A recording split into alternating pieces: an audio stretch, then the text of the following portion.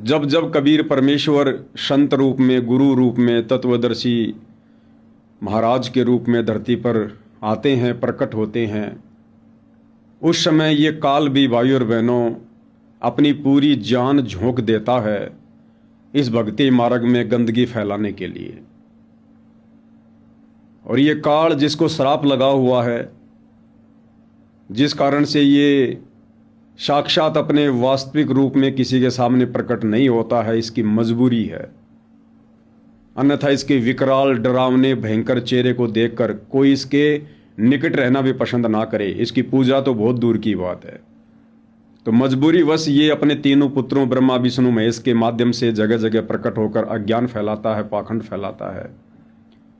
या जो इसके विशेष दूत होते हैं, इसके एजेंट होते हैं, उन साधु संतों में, उन भक्तों में प्रवेश करके या उनमें कुप्रेरणा करके जो भक्ति मर्यादाओं से नीचे गिर जाते हैं, उनके माध्यम से यह काल अपना कार्य करवाता है। तो वर्तमान में कलयुग की बिचली पीढ़ी का समय है। हालांकि देश दुनिया वालों को इन शब्दों की विशेष जानकारी नहीं है कि कलयुग की बिचली क्या होती है, कलयुग की बिचली पीढ़ी क्या होती है, ये काल कौन है, सृष्टि रचना क्या है, शतलोक क्या है। ज़्यादातर लोगों को इन शब्दों का पता नहीं है, लेकिन जिनको पता है उन्हें सावधानी बरतनी चाहिए। तो वर्तमान में स्वयं कबीर परमात्मा जी सतलोक से चलकर गति करके अपने भक्ति विधान अनुसार इस भारत की पवित्र धरती पर संत रामपाल जी के नाम से प्रकट हैं, विद्यमान हैं। अपना तत्व ज्ञान अपनी आत्माओं तक पहुंचा रहे हैं, सतलोक की जानकारी दे रहे हैं, मोक्ष पद की जानकारी दे रहे हैं। काल ने भी वचन ले लिया था कि परमेश्वर आप नीचे जाओगे और उस समय कलयुग की विचली पीढ़ी तक मैं इन आत्माओं को इतना आत्मिक रूप से मैला कर दूंगा, गंदा कर दूंगा, आप लाख कोशिशें कर लेना, इनको कितना ही साफ करने का प्रयास करना, ये आपकी एक भी बात नहीं मानेंगे। और भाई और बहनों, बिल्कुल वर्तमान में ऐसा ही हो रहा है। सन 1994 से सतगुरु रामपाल जी ने, जैसा कि वे अपने शब्दों में कहते हैं कि बच्चों, मैंने एक जानवर से भी ज़्यादा मेहनत कर रखी है तुम्हारे लिए, दिन देखा ना रात देखी, और उसके बावजूद भी तुम रिजल्ट नहीं दे रहे।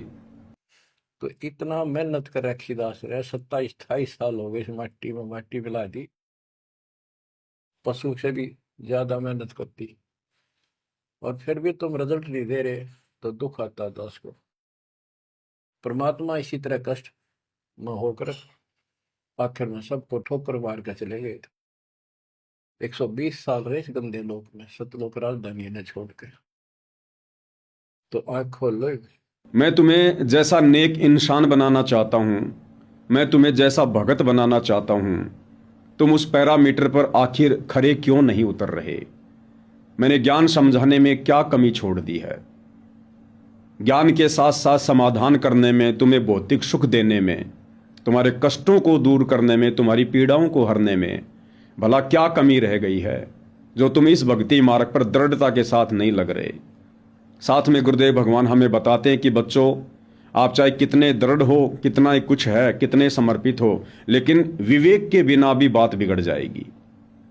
तो वर्तमान में भगत भाई बहन दृढ़ भी हैं, भक्ति मार्ग पर भी लगे हुए हैं, समर्पित भी हैं, परंतु बुद्धि विवेक से काम ना लेने के चलते काल के शिकार बने हुए हैं। 2014 बरवाला कांड के बाद से जितने भी फर्जी सतलोक आश्रम खुले हैं जगह जगह, हम इनको फर्जी इसलिए कहते हैं कि इन सतलोक आश्रमों को खोलने का सतगुरु रामपाल जी की तरफ से कोई आदेश किसी भी प्रकार का नहीं है, हो ही नहीं सकता। 1994 से 2014 तक सतगुरु रामपाल जी ने आध्यात्मिक ज्ञान दिया। वे एक आध्यात्मिक टीचर हैं, हम उनके शिष्य हैं। जहाँ जहाँ गुरु शिष्य का नाता होता है वहाँ ज्ञान के बाद परीक्षा भी होती है।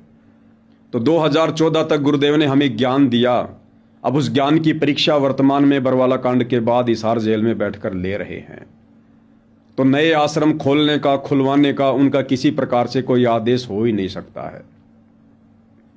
ये आश्रम काल प्रेरणा से उनके परिवार ने, उनके भाई बंधु रिश्तेदारों ने अपने धार्मिक धंधे के लिए खोल रखे हैं। ये इन लोगों का स्वतंत्र कर्म है।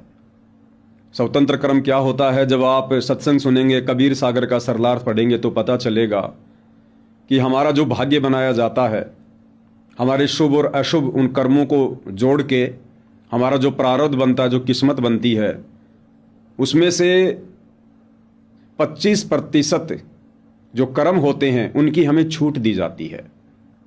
यानी 75% तो हमारा भाग्य विधाता के द्वारा बना दिया जाता है। जो भी सुख आना है, जो भी दुख आना है, जो भी घटनाएं घटित होनी है, होके रहेंगी। लेकिन 25% हमें छूट दी जाती है, क्योंकि हम मनुष्य योनि में हैं, ये कर्म योनि है।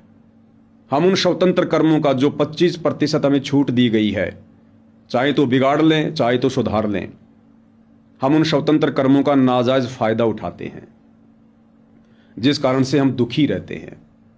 तो बरवाला कांड के बाद उन 25% स्वतंत्र कर्मों का दुरुपयोग करते हुए, नाजायज फायदा उठाते हुए सतगुरु रामपाल जी के परिवार ने, उनके रिश्तेदारों ने जगह जगह अपने धार्मिक धंधे के लिए भगत समाज का ज्योति पाठ और दान का पैसा इन पत्थरों में बर्बाद कर दिया, आश्रमों में बर्बाद कर दिया। विचार करने की बात है, सतगुरु रामपाल जी बरवाला आश्रम में रहा करते थे। उन्होंने अपने रहते सहते कहीं और आश्रम नहीं खोले, नहीं बनाए, ना कहीं आया करते थे, ना कहीं जाया करते थे। उसके बाद बरवाला कांड हुआ, परीक्षा का समय आया, फिर भला सतगुरु रामपाल जी क्यों आश्रम खोलेंगे? कोई मतलब ही नहीं है। एक आश्रम जो सरकार के कब्जे में है, बरवाला आश्रम, उसके बाद सतगुरु रामपाल जी सार जेल में जाकर बैठ गए। अब सतगुरु रामपाल जी के द्वारा तो अन्य आश्रम खोलने का सवाल ही पैदा नहीं होता, क्योंकि ये परीक्षा का समय है, परीक्षा का समय। और परीक्षा के समय में हम सबको पता है नए एडमिशन नहीं होते हैं। जिनको साल भर तक पढ़ाया है, लिखाया है, बार बार सिलेबस को रिवीजन करवाया है, उनकी परीक्षा होती है।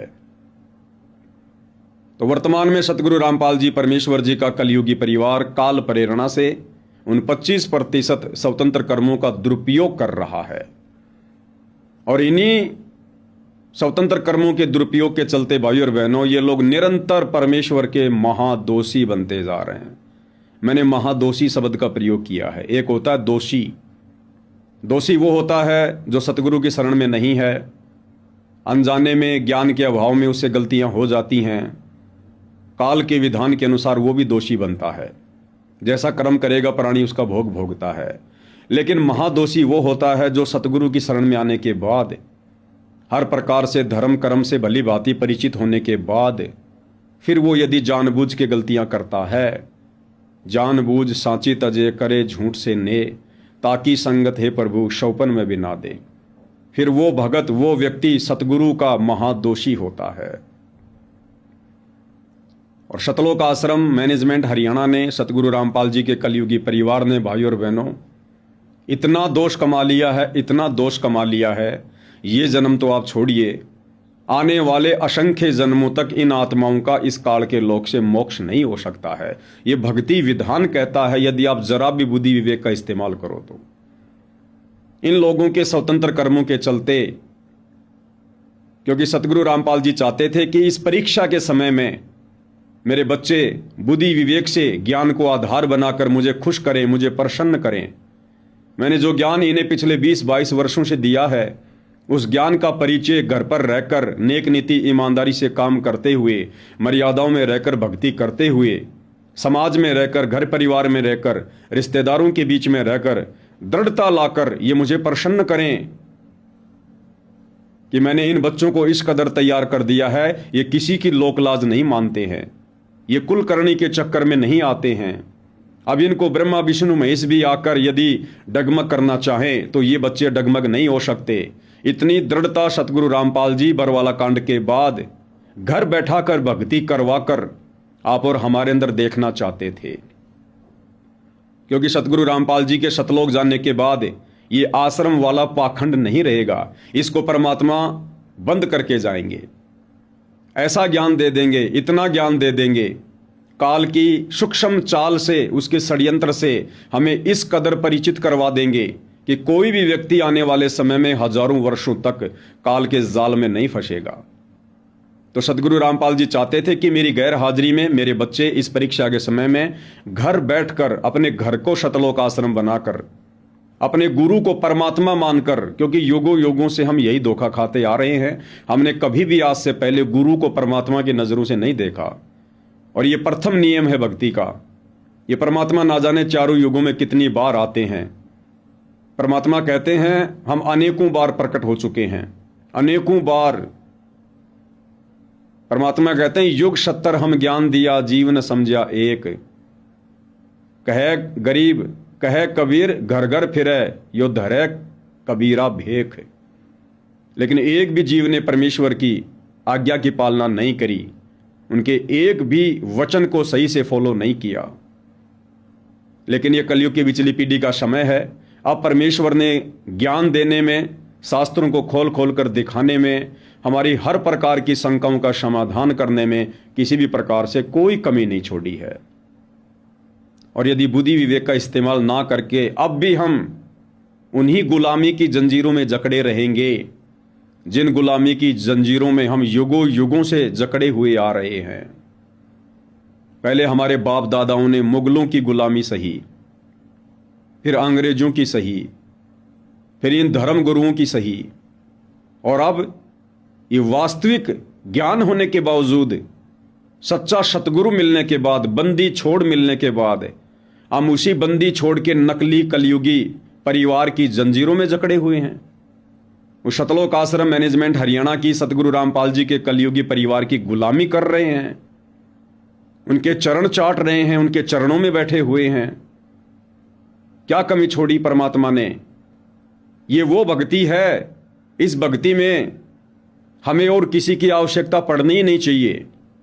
ज्ञान गुरु का, ध्यान गुरु का, मंत्र गुरु का, सत्संग गुरु का, मोक्ष गुरु ने प्रदान करना है, लाभ गुरु ने देने हैं। हमें किसी और की आवश्यकता पड़नी ही नहीं चाहिए। लेकिन फिर भी सत्सेवक भाई बहनों को छोड़कर लाखों की संख्या में जो भाई बहन इन सतलोक आश्रमों में जाते हैं, धक्के खाते भटकते फिर रहे हैं। इन भाई बहनों ने बुद्धि विवेक का इस्तेमाल नहीं किया। आप समर्पित तो हो परमात्मा को, लेकिन आपने बुद्धि विवेक का इस्तेमाल नहीं किया। आपने गुरुदेव के सत्संगों पर गौर नहीं किया, चिंतन मनन नहीं किया, जिस कारण से धोखा खा गए साध संगति के अभाव में। गीता अध्याय 7 श्लोक नंबर 18 में गुरुदेव ने क्या बताया? ये काल बलि क्या कह रहा है कि ये उदार आत्मा है तो बहुत अच्छी, बहुत नेक हैं, इन्होंने भगवान की प्राप्ति के लिए जी जान लगा दी, सर्वस्व त्याग दिया। ये आत्मा है तो बड़ी अच्छी, बड़ी नेक, परंतु मेरी वाली घटिया साधना में संलग्न है। तो इसी प्रकार ये जितने भी भाई बहन जो सतलोक आश्रमों में जाते हैं, भटक रहे हैं, धक्के खा रहे हैं, इस परीक्षा के समय में गुरु की गैर हाजिरी में, ये आत्माएं तो अच्छी हैं निसंदेह, तभी तो परमेश्वर की शरण में हैं, परंतु इन्होंने बुद्धि विवेक का इस्तेमाल नहीं किया, जिस कारण से ये अभी तक काल की घटिया साधना में संलग्न हैं। आप सोच रहे हम तो सतगुरु रामपाल जी के भगत हैं, नाम भी ले रखा है, उनके द्वारा दी गई तीनों समय की आरती भी करते हैं, मंत्र भी जाप करते हैं। आप चाहे कुछ भी कर लो, कितना भी कर लो, परमात्मा कहते हैं जहर का चाहे एक गिलास भर के पी लो, चाहे एक टपका जीभ पे रख लो, जहर जहर ही होता है। तो मर्यादा तोड़ के, सतगुरु को दुखी करके इस परीक्षा के समय में आप चाहे दिन रात भक्ति करो, सतगुरु को वो भगत पसंद नहीं है।